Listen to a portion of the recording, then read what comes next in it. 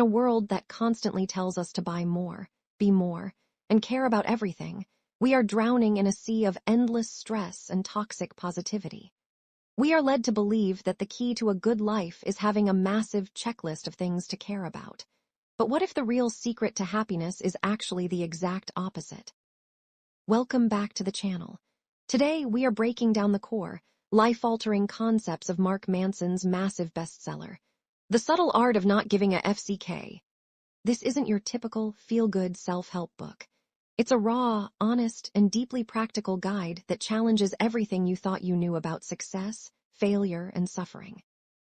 Manson argues that we have a limited amount of energy and time in this life, a limited number of FCKs to give, and if we waste them on things that don't matter, we ruin our own happiness. In this video, we're going to look at the counterintuitive rules of this book, including why trying to be happy actually makes us miserable, how choosing better problems changes our life, and the brutal truth about taking absolute responsibility for our choices. Whether you are feeling completely overwhelmed by life's expectations, or you're just looking for a practical framework to clear out the mental clutter and focus on what truly moves the needle, this summary is exactly what you need.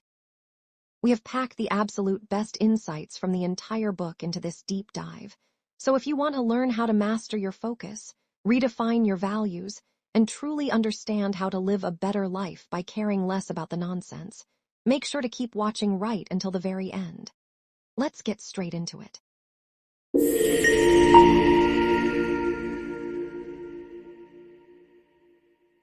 In Chapter 1, Don't Try, Mark Manson argues that society's obsession with positive thinking actually reinforces our insecurities, and he proposes that true happiness comes from learning to accept life's inevitable flaws and limitations. He introduces this mindset shift through 4 distinct sections, starting with the feedback loop from hell, a psychological trap amplified by social media where we feel a negative emotion, like anxiety, anger, or guilt, and then immediately feel anxious or guilty about having that negative feeling. Manson argues that consumer culture bombards us with images of perfect lives, leading us to believe that any form of suffering is abnormal. However, the only way to break this agonizing loop is to accept that feeling bad is a normal part of being human, because when you stop caring that you feel bad, you short-circuit the anxiety entirely. Next, he defines the subtle art of not giving a F***ck through 3 specific principles. First, not giving a F***ck does not mean being an indifferent, unfeeling zombie, but rather being completely comfortable with being different and standing up for your values despite adversity. Second, you possess a strictly limited amount of emotional energy, meaning that if you do not find something meaningful to care about, like your career, relationships, or personal growth, your brain will automatically default to wasting its energy on petty, trivial frustrations like traffic or bad service. And third, whether you realize it or not, maturity is the lifelong process of becoming highly selective about your values and consciously choosing what actually deserves your attention. Addressing the reader's skepticism directly in Mark, what the F* is the point of this book anyway? Manson contrasts his philosophy with mainstream self-help, pointing out that visualizing success and wealth only constantly reminds you of what you lack. Therefore, the true point of this book is not to teach you how to achieve or gain more, but rather how to let go, minimize your expectations, and ultimately choose which forms of meaningful suffering you are willing to endure. Finally, he anchors this philosophy with the story of Charles Bukowski, a broke, alcoholic writer who spent decades facing brutal rejection, but achieved late-in-life fame by refusing to clean up his act or pretend to be someone he wasn't. Bukowski's tombstone epitaph, "Don't try," serves as Manson's ultimate lesson. True confidence and success do not come from a desperate, exhausting struggle to feel perfect or happy all the time, but from having the raw honesty to accept your flaws, embrace your failures, and move forward anyway.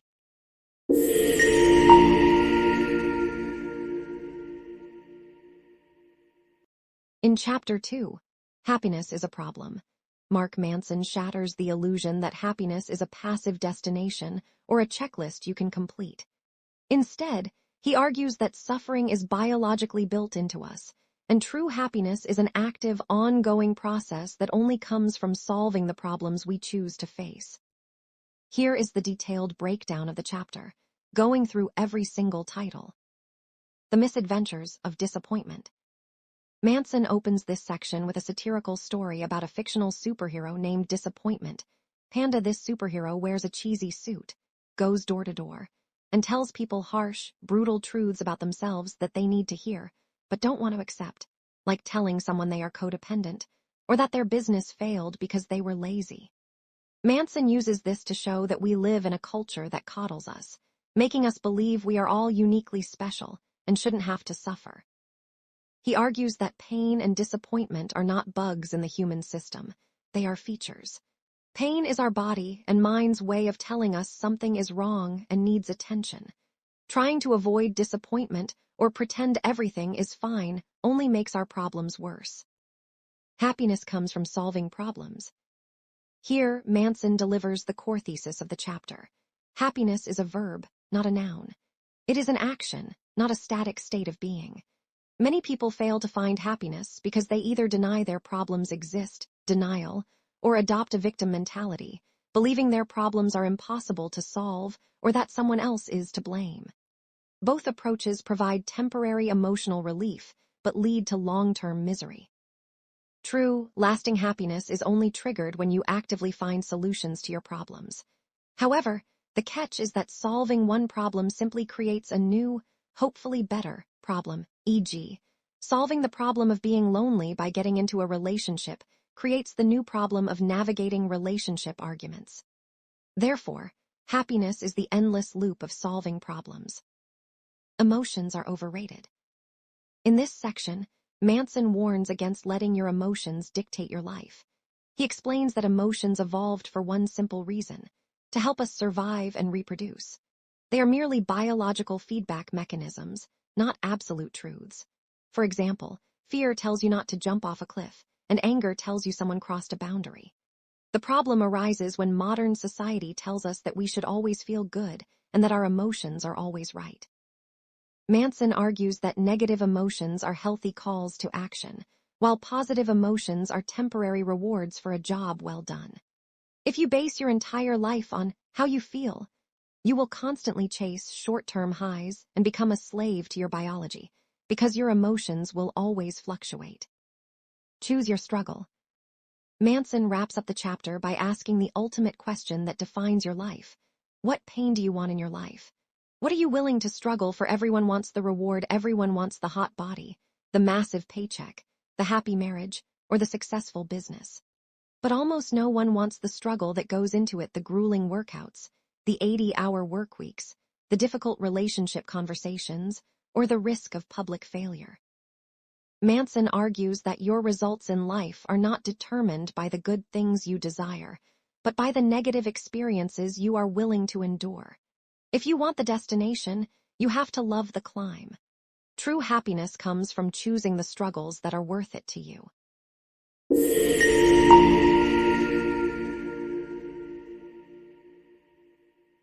Chapter 3 is titled, You Are Not Special. In this chapter, Manson tackles the self-esteem movement and the modern epidemic of entitlement. He argues that trying to convince everyone they are destined for extraordinary greatness actually makes us miserable, because statistically, most of us are completely average at most things. Here is the detailed breakdown of Chapter 3, introducing the chapter's core concept first, then moving through each section. Things fall apart. Manson introduces the chapter by telling the story of a guy he calls Jimmy. Jimmy is a textbook delusional narcissist. He is constantly pitching high-flying business ideas, name-dropping big-shot investors, and acting like he is the smartest guy in every room. The catch: Jimmy is a total deadbeat who lives off his family's money, steals credit cards, and has never actually built a successful business. Manson uses Jimmy to illustrate the dark side of pure self-esteem. Jimmy feels incredibly good about himself, but his life is an objective train wreck. He is addicted to feeling special, which completely blinds him to reality. The tyranny of culture and the self-esteem movement. In this section, Manson digs into the history of how we got this way. Sometime in the 1960s, psychologists pushed the idea that high self-esteem, simply feeling good about yourself, was the secret to success. Schools started giving out participation trophies, telling every kid they were a unique snowflake destined to change the world. Manson argues this backfired completely. Merely feeling good about yourself means nothing unless you have a legitimate reason to feel good. True self-worth isn't about how you celebrate your wins, it's about how you face the negative aspects of yourself. Entitled people distort reality to protect their inflated self-image. If something good happens, it's because they are geniuses. If something bad happens, they play the victim and blame everyone else. The myth of being extraordinary. Here, Manson tackles the mathematical reality of life. By definition, most of us are average. Our culture, fueled by the internet and media, only broadcasts the absolute extremes, the richest, the most beautiful, the most athletic, or the most tragic. This creates a warped baseline where we believe that if our lives aren't completely extraordinary, we are failures. Manson breaks down how this media deluge feeds a massive sense of insecurity, forcing people to either overcompensate by acting entitled or sink into deep insecurity. Because they're normal, everyday lives feel inadequate by comparison. The upside of being average. Manson wraps up the chapter by offering a surprisingly liberating truth. It is completely okay to be average. When you accept that you aren't a uniquely chosen genius and that your problems aren't uniquely tragic, a massive weight lifts off your shoulders. The pressure to constantly prove your greatness disappears. Manson points out that the people who actually become truly amazing at something don't do it because they think they are special. They do it because they are obsessed with improvement and realize they aren't great yet. Accepting your mediocrity frees you to enjoy life's simple, mundane pleasures, like a good friendship, a quiet morning, or helping someone out, without needing those moments to validate your existence.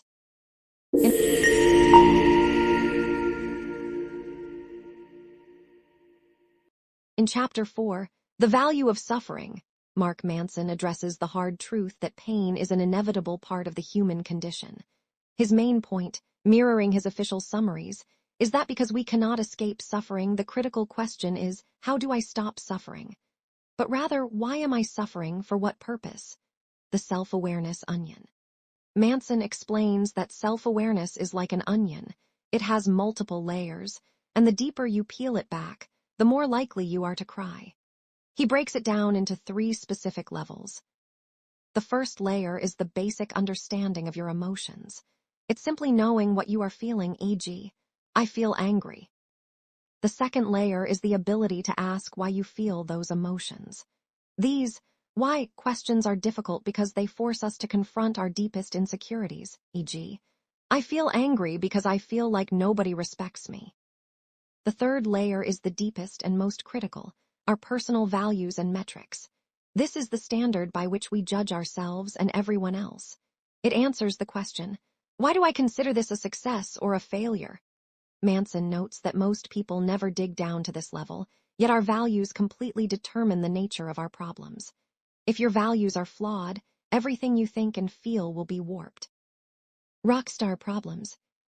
To demonstrate how drastically our values change our perception of reality, Manson tells the stories of 2 legendary musicians who faced almost identical situations, but ended up with completely opposite lives.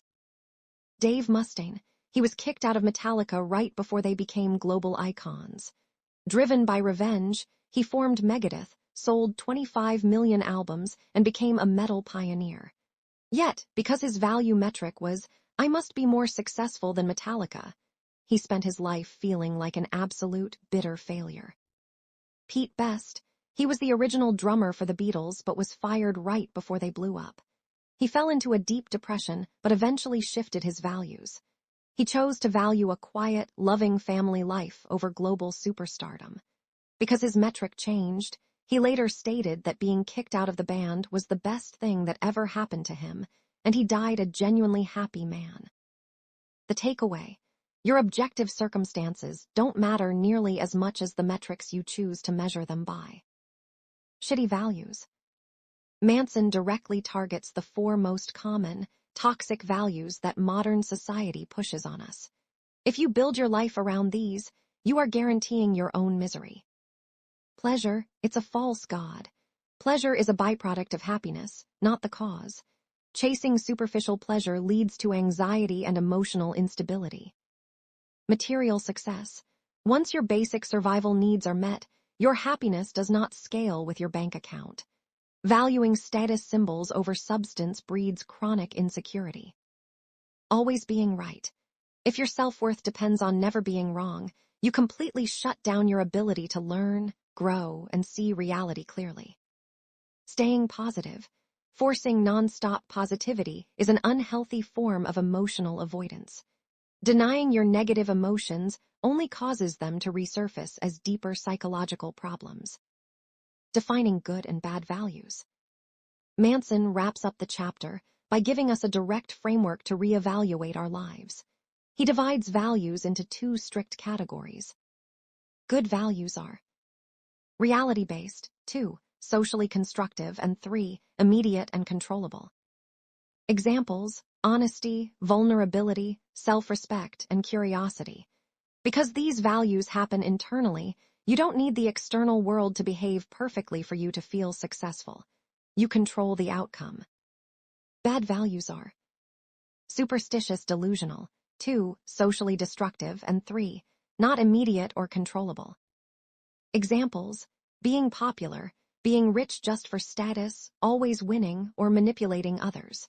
When your metrics depend on external events or other people's opinions, you give up control over your own happiness and doom yourself to constant anxiety. Manson's final punchline. Self-improvement is fundamentally about prioritizing better values and choosing better things to give a F***ck about.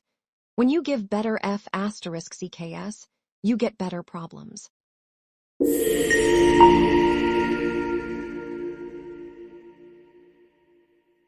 In Chapter 5, You Are Always Choosing, Mark Manson hits us with a radical truth.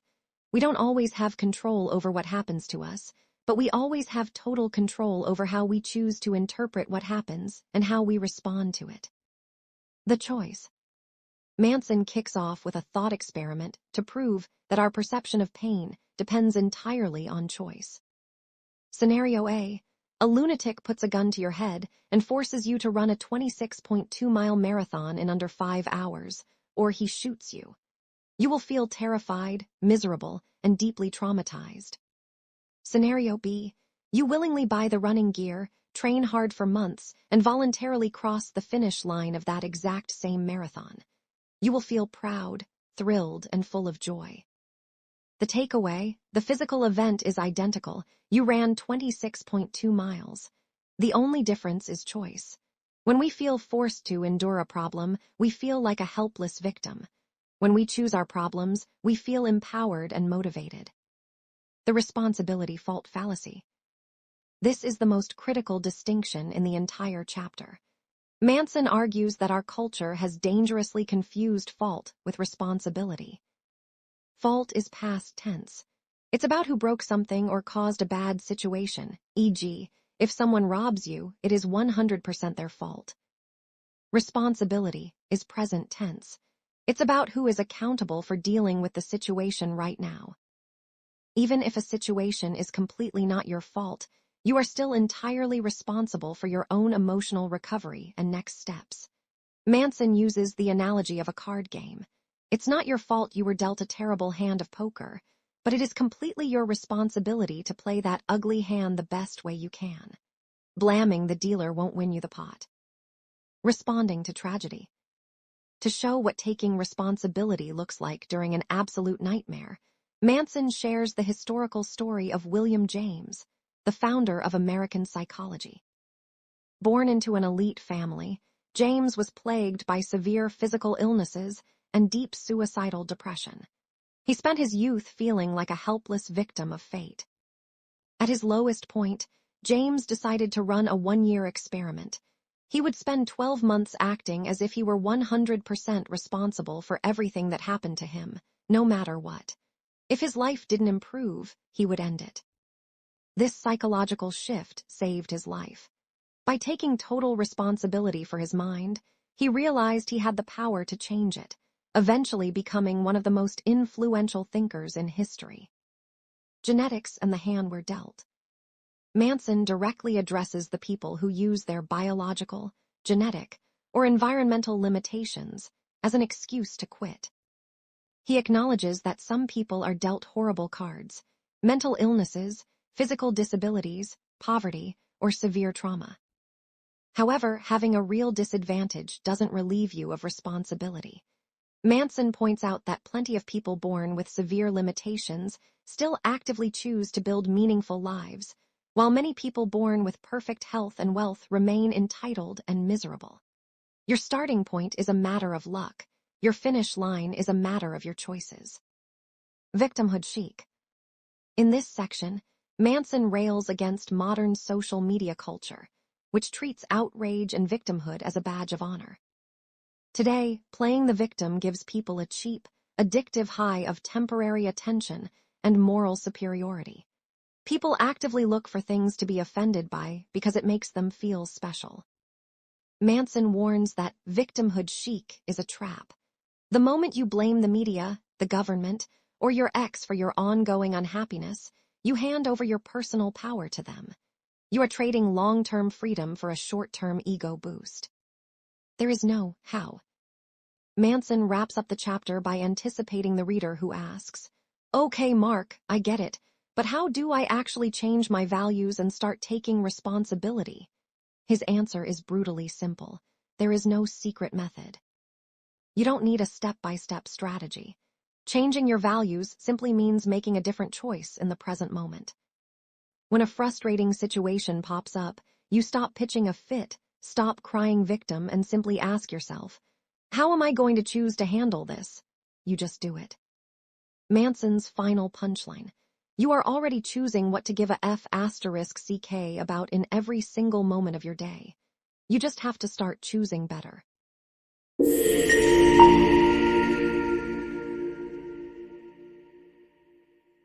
In Chapter 6, You're wrong about everything, but so am I, Mark Manson tackles the dangerous human desire for absolute certainty. He argues that growth is an ongoing, infinite process where we don't go from wrong to right. Instead, we go from wrong to slightly less wrong. Architect of our own beliefs.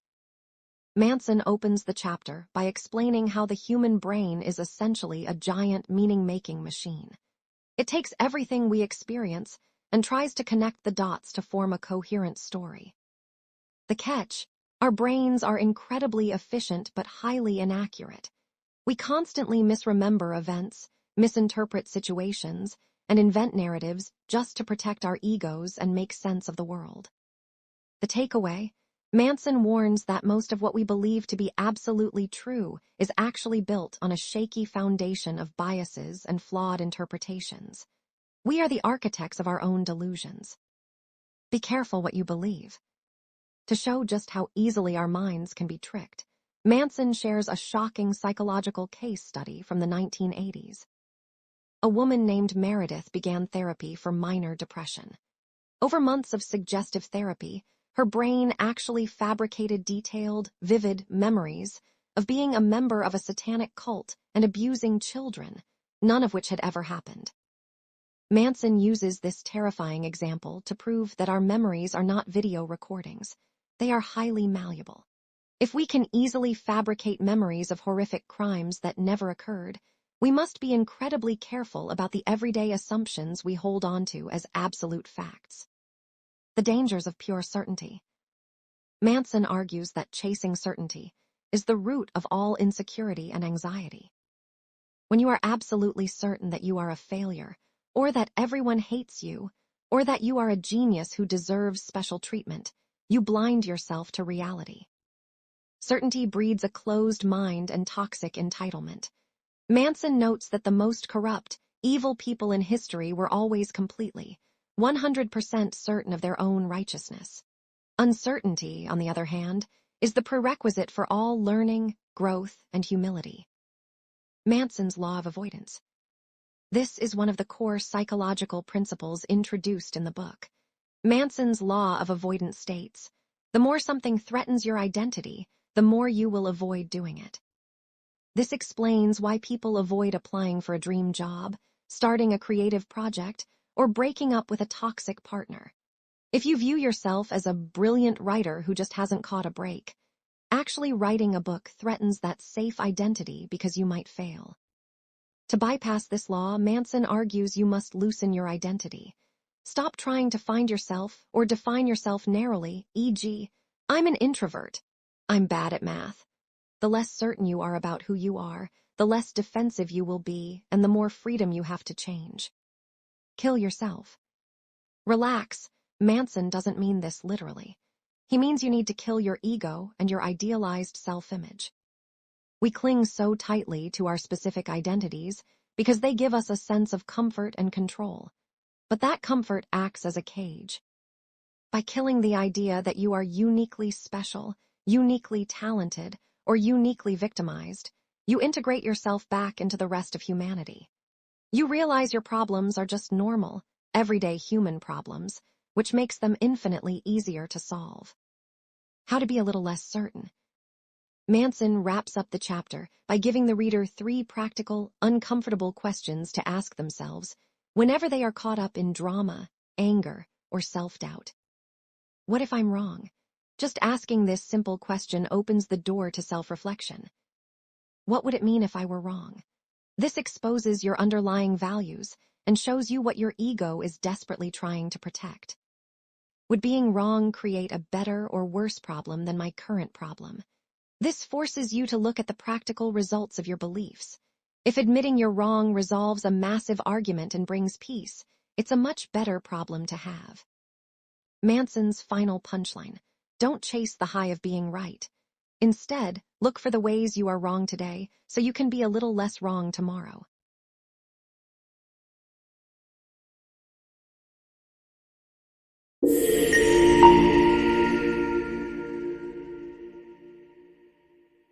Failure is the way forward. The central message is that failure is not the opposite of success. It is the path to success. Mark Manson argues that most people are taught to avoid mistakes, embarrassment, and discomfort, but this mindset actually prevents growth. Every successful person has failed repeatedly, and the only difference is that they learned from those failures instead of allowing them to define their identity. Progress in any area of life, relationships, career, health, or personal development, comes from experimenting, making mistakes, reflecting, and trying again. The chapter challenges the belief that successful people simply have more talent or luck. Instead, they become successful because they develop the ability to face setbacks, learn from them, and continue moving forward. Failure is the way forward. The chapter begins by explaining that failure provides information. When something goes wrong, it exposes weaknesses in our knowledge, habits, or beliefs. If we accept those lessons instead of denying them, we improve. Failure is therefore a teacher rather than an enemy. People who avoid failure often remain stuck because they never receive the feedback needed to grow. According to Manson, every mistake is a chance to refine our approach and become wiser. The feedback loop from hell. One of the biggest obstacles to growth is what Manson calls the feedback loop from hell. This happens when we react negatively to our own negative emotions.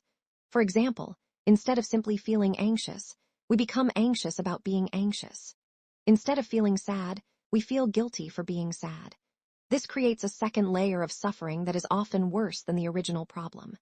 Rather than accepting uncomfortable emotions as a normal part of life, we judge ourselves for having them. Manson argues that breaking this loop requires accepting negative emotions without adding self-criticism on top of them. Once we stop fighting our emotions, they lose much of their power. The failure-success paradox. Manson introduces the failure-success paradox, which states that the more willing you are to fail, the more likely you are to succeed. Success is built on countless unsuccessful attempts. Athletes lose competitions, entrepreneurs launch failed businesses, artists produce poor work before creating masterpieces, and students make mistakes before mastering a subject. Each failure teaches something valuable that success cannot. Ironically, people who desperately try to avoid failure often never reach success because they refuse to take the risks necessary for improvement. Pain is part of the process. Another key lesson is that pain is part of every meaningful achievement. There is no worthwhile goal that comes without frustration, sacrifice, uncertainty, or disappointment. Whether learning a language, earning a degree, building a career, or maintaining a healthy relationship, difficulties are unavoidable. Instead of asking how to eliminate pain, Manson suggests asking which pain is worth experiencing. The willingness to endure temporary discomfort is what separates long-term achievement from short-term comfort. Pain is not evidence that something is wrong. Often it is evidence that growth is happening. The do-something principle.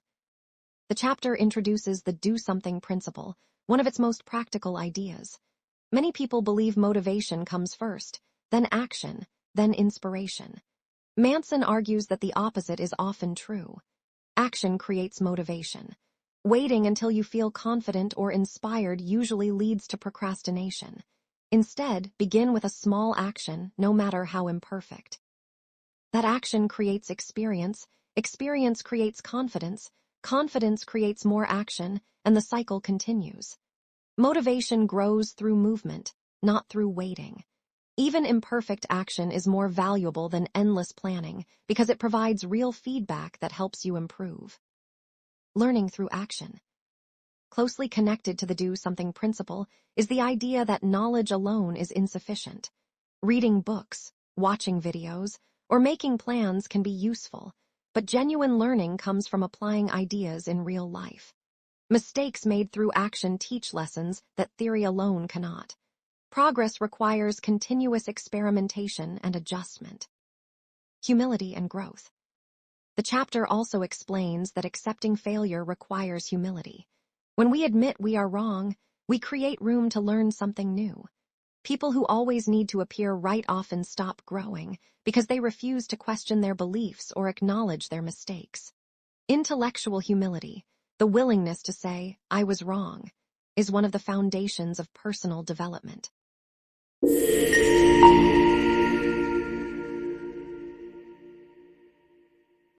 Chapter 8 of The Subtle Art of Not Giving a Fuck is titled, The Importance of Saying No.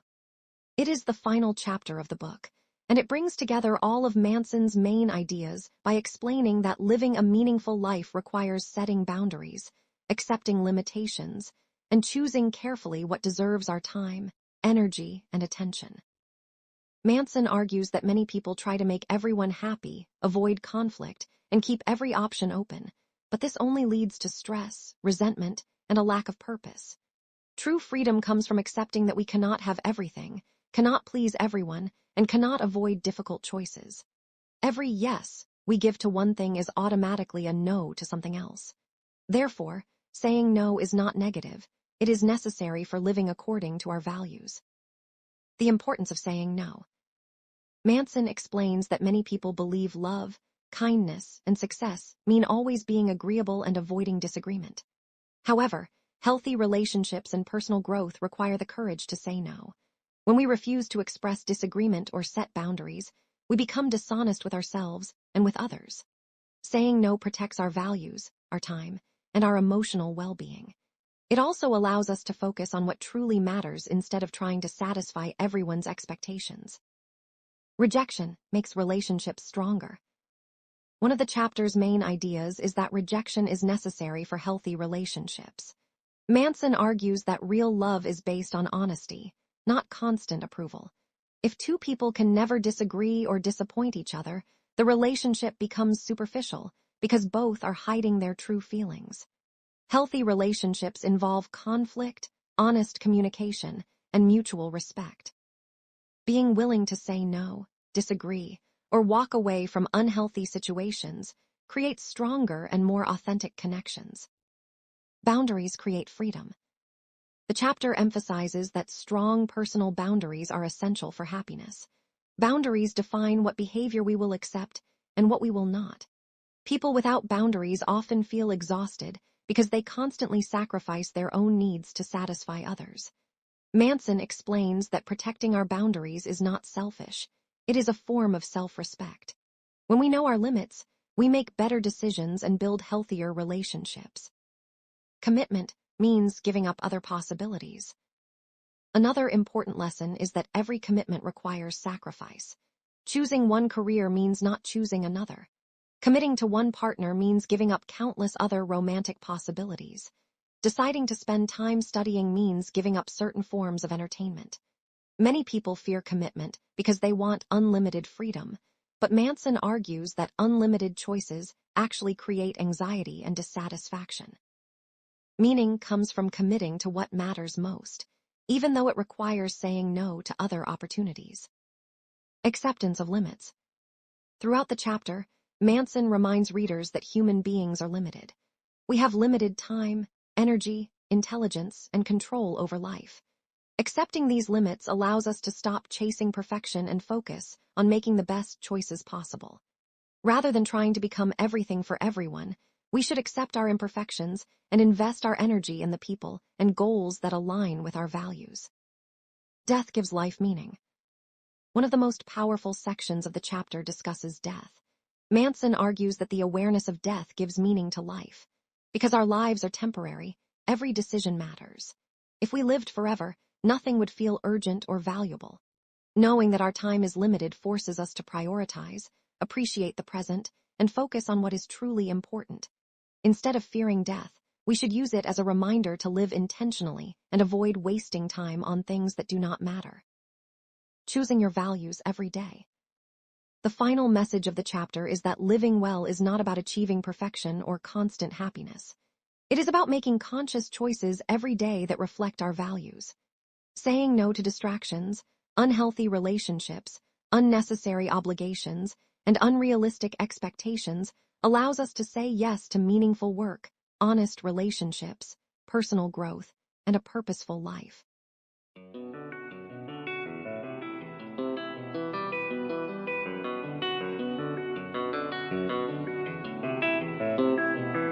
The overall message of the book.